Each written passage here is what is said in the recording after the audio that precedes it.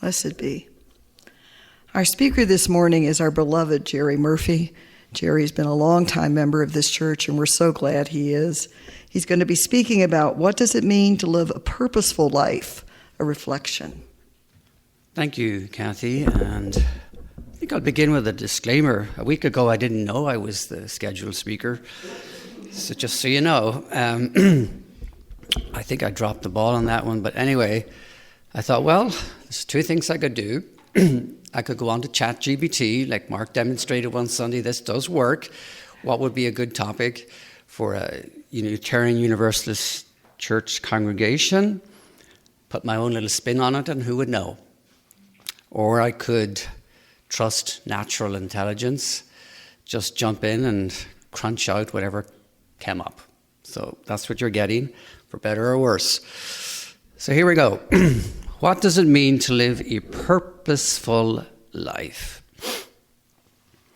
So in 2002, one of the best-selling books nationwide was The Purpose-Driven Life by Pastor Rick Warren. So Warren described his book as an anti-self-help book. The first sentence of the book reads, "It's not about you." And the remainder of the chapter goes on to explain how the quest for personal fulfillment, satisfaction, and meaning can only be found in understanding and doing what God placed you on earth to do.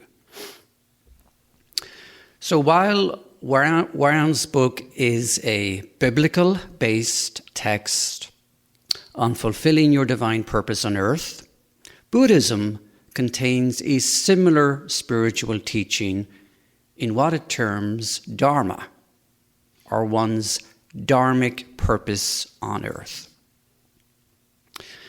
Dharma is a Sanskrit word that refers to a person's life purpose or true calling. It's also referred to as right living, or living in alignment with your soul's destiny. So the questions I will try to answer in this reflection are, how do you know what your life purpose is? Is one's mission or purpose in life linear and directly accessible, or non-linear and more fluid? What is the spiritual essence of anyone's life purpose? And why is it important? Okay, how do you know what your life purpose is? Well, the short answer to this, according to yoga philosophy, is whatever brings bliss. In other words, fulfilling your life purpose is not dependent on material or professional success in life, or in the size of your bank account. That said, the career path you choose in life can be a good marker for what you are called and gifted to do in this lifetime. Or at the very least, it can be one or a series of steps towards the deeper soul alignment you're seeking. Let's start with career. Some signs that you're on the right career path are: you love your work and feel energized by it. You feel that you and your job are a good fit. Your surroundings at work are low in stress, pressure, and office politics. That's a rough one to check off for anyone. You contribute something valuable and earn respect for what you do. You fulfill some personal ideals, such as being of service or reaching your full potential. You feel that your work expands your horizons. There is an element of creativity in what you do. You feel that your co-workers and supervisors are trustworthy and loyal. That also could be a stretch. So, at your own pace, the point is you discover more and more about yourself. And this brings you closer to a purpose that has and is evolving with you. Okay, is one's mission or purpose in life linear and directly accessible, or non-linear and more fluid? So in July 2022, I decided to publish an article on Medium to kind of put a different spin on Rick Warren's The Purpose-Driven Life.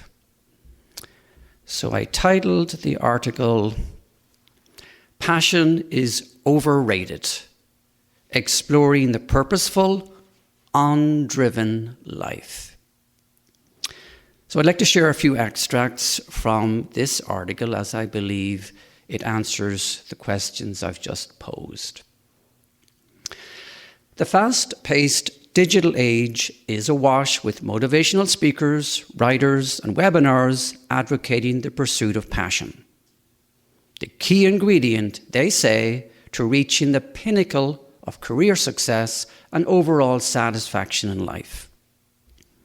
You know the slogans: follow your passion and success will follow. Chase your passion. If you can't figure out your passion, if you can't figure out your purpose, figure out your passion. All assuming that once we dig deep enough, a raging furnace of desire will erupt and a purpose-filled destiny will unfold with exquisite creativity and undreamed of success. Watch out, world, here I come. So here's my question. What if, notwithstanding years of soulful mining, I failed to find my passion? Or worse still, I don't feel that I have one singular burning passion.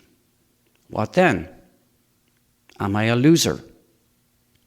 A drifter who has failed to make his mark on the canvas of life?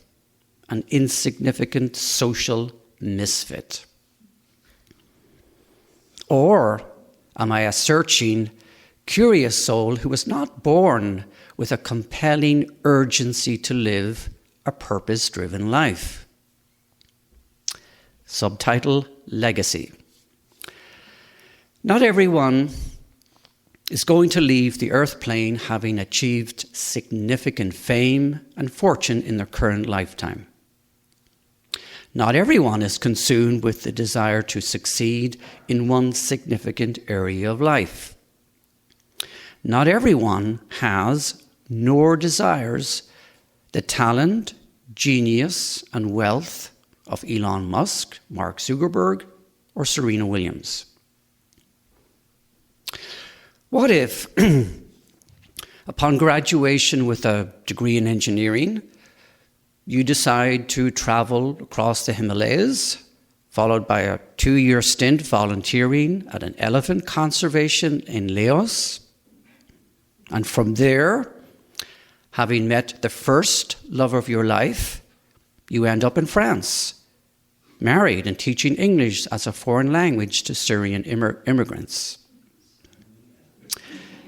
Then, following the demise of your 7-year childless marriage, you end up back in the US running a family business you haven't the remotest interest in.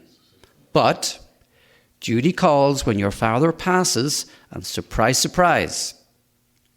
While running this business more successfully than you ever could have imagined, you stumble upon an artistic impulse you never knew you had, and decide to go full-time into interior decorating. Eventually starting your own company, marrying the next love of your life at 45, and starting a small family. Does this seemingly directionless, passionless, cobblestone existence relegate you to the twilight zone of an unfulfilled life? Or what will people remember you for? Your relentless pursuit of excellence and prosperity? Or perhaps the excitement and curiosity you invested in the sheer exuberance of living, wherever it took you on your journey? Subtitle: saint of the slums. Many years ago, on an Irish late-night chat show, Mother Teresa of Calcutta, known worldwide for her selfless and tireless work among Calcutta's most destitute, was asked by the host, Mother Teresa, would you say, looking back on your years of service in the slums of Calcutta, that you were successful? She paused for a moment and then responded, when God called me to this humble work of service to the poorest of the poor, he didn't ask me to be successful. He asked me to be faithful. And that's the spiritual nub of it all. A purposeful life is about showing up through the daily grind and uncertainty of life to give what you have to give. And in the process to discover a little more of who you truly are. Passion and productivity are overrated. It is who we are in the doing of what we do that is pivotal to our spiritual growth. Therefore, it matters not whether we are a national celebrity, a president, or a benighted soul eking out a living in the barrios.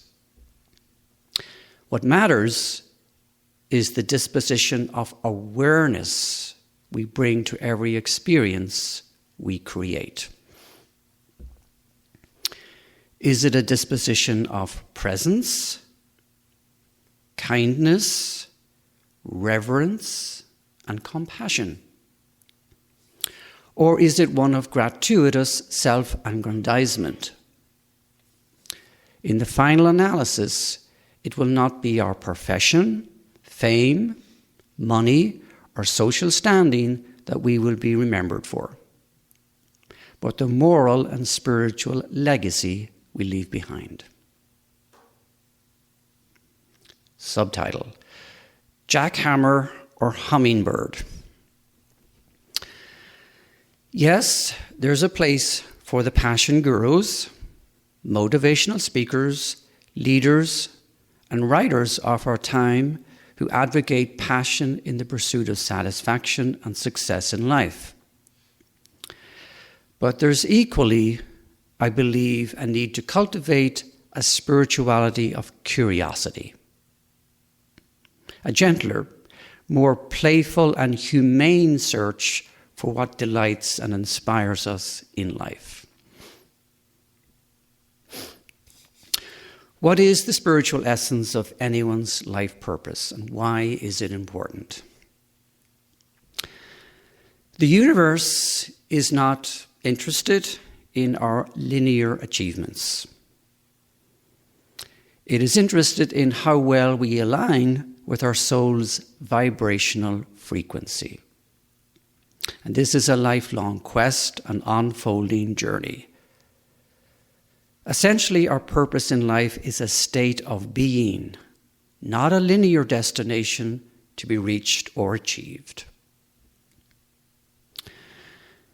Realizing our purpose in life means sidestepping a materialist worldview where all phenomena must be explained by physical processes and nothing else. Living a purposeful life means paying attention to the clues the universe provides. Could be in the form of synchronicities, coincidences, dreams, and intuition.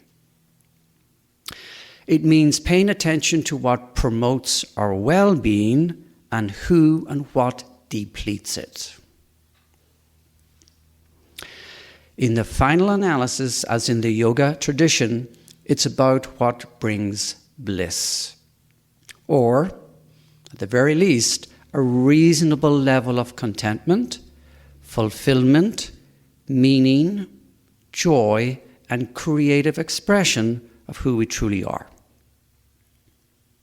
Eternal spiritual beings sojourning on the earth plane for the purpose of experiencing what we came here to experience.